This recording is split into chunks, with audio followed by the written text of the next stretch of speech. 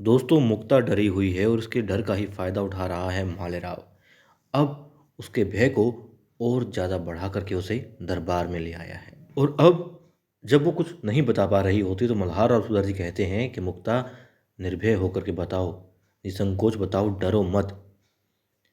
बताओ तुम क्या जानते हो इस लूट के बारे में, अपने दादा साहेब को तुम बता सकती हो। अब देखिए वो राजा को बताती नहीं बताती, लेकिन वो कहते हैं अपने दादा साहेब को तुम बता सकती हो, विश्वास रखो, बताओ।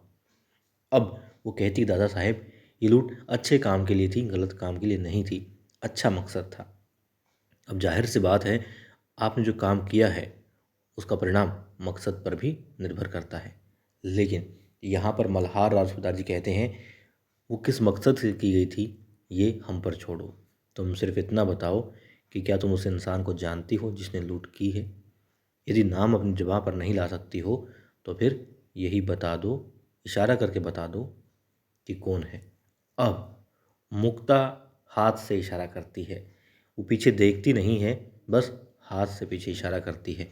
और देखिए जब वो इशारा करती है तो अब दिखा रहे हैं, मतलब हर कोई हैरान तो हो जाता है लेकिन मालेराव भी हैरान हो जाता है। कल के प्रोमो में ऐसा नहीं दिखाया गया लेकिन अब दिखाते हैं कि मालेराव भी हैरान है, वरना वो खुश होता यदि देवी अहिल्या की तरफ हाथ होता तो। हाथ शायद देवी अहिल्या की तरफ हो सकता है, यशवंत यहाँ पर यकीनन सामने आया है। या तो मुक्ता ने ही यशवंत की तरफ इशारा किया है या फिर मुक्ता का इशारा देवी अहिल्या की तरफ हो उससे पहले यशवंत आगे आ गया और यशवंत की तरफ इशारा हो गया। चाहता भी था यशवंत यही कि देवी अहिल्या पर आँच ना आए और दरबार में वही हो जाता है। लेकिन लेकिन क्या यकीनन मुक्ता की गवाही मालेराव के काम आएगी?